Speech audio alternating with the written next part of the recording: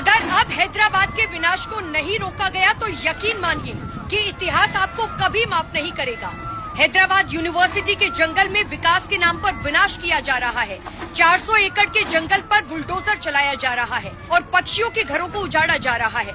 जिस मोर को आप अपना राष्ट्रीय पक्षी कहते हैं, अब वही मोर रो रहा है क्योंकि आप उनके आशियाने को उजाड़ रहे हैं। और जानवर तभी रोते हैं तब क्या तो उनको पीड़ा होती है या फिर आप उनको तकलीफ देते हैं। और जो लोग कहते हैं कि पेड़ लगाओ पेड़ बचाओ, जो लोग कहते हैं कि एक पेड़ माँ के नाम, वो कहाँ गए?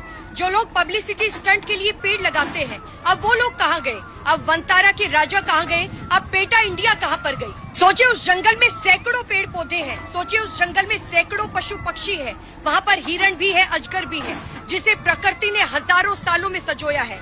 आज इंसान अपने खुद के लालच के लिए उसे निगल रहा है, आज इंसान का लालच उसे निगल रहा है। सोचिए जिन पेड़ पौधों ने हमें सांस दी है, जिन नदियों ने हमें जल दिया है, आज उनकी बलि चढ़ाई जा रही है। आप अपने निजी काम के लिए इतने ज्यादा स्वार्थी हो गए, आप अपने विकास के लिए जैव विविधता को नष्ट कर रहे हैं। आपको इसका भारी जुर्माना भरना पड़ेगा क्योंकि प्रकृति अपना हिसाब लेती ही है। और मैं खुद चाहती हूँ कि वहाँ पर कोई विकास ना हो, आपको फिर से वहाँ पर पेड़ पौधे लगाने पड़ जाए। और इस बात में कोई दो राय नहीं है, अगर इंसान एलियन से डरता है तो जानवर इंसानों से डरता है। अगर अब हैदराबाद के विनाश को नहीं रोका गया तो यकीन मानिए कि इतिहास आपको कभी माफ नहीं करेगा। हैदराबाद यूनिवर्सिटी के जंगल में विकास के नाम पर विनाश किया जा रहा है। 400 एकड़ के जंगल पर बुलडोजर चलाया जा रहा है और पक्षियों के घरों को उजाड़ा जा रहा है। जिस मोर को आप अपना राष्ट्रीय पक्षी कहते हैं, अब वही मोर रो रहा है क्योंकि आप उनके आशियाने को उजाड़ रहे हैं। और जानवर तभी रोते हैं तब क्या तो उनको पीड़ा होती है या फिर आप उनको तकलीफ देते हैं। और जो लोग कहते हैं कि पेड़ लगाओ पेड़ बचाओ, जो लोग कहते हैं कि एक पेड़ माँ के नाम, वो कहाँ गए?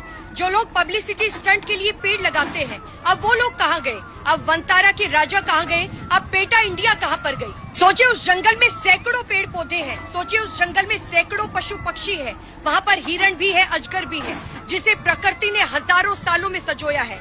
आज इंसान अपने खुद के लालच के लिए उसे निगल रहा है, आज इंसान का लालच उसे निगल रहा है। सोचिए जिन पेड़ पौधों ने हमें सांस दी है, जिन नदियों ने हमें जल दिया है, आज उनकी बलि चढ़ाई जा रही है। आप अपने निजी काम के लिए इतने ज्यादा स्वार्थी हो गए, आप अपने विकास के लिए जैव विविधता को नष्ट कर रहे हैं। आपको इसका भारी जुर्माना भरना पड़ेगा क्योंकि प्रकृति अपना हिसाब लेती ही है। और मैं खुद चाहती हूँ कि वहाँ पर कोई विकास ना हो, आपको फिर से वहाँ पर पेड़ पौधे लगाने पड़ जाए। और इस बात में कोई दो राय नहीं है, अगर इंसान एलियन से डरता है तो जानवर इंसानों से डरता है।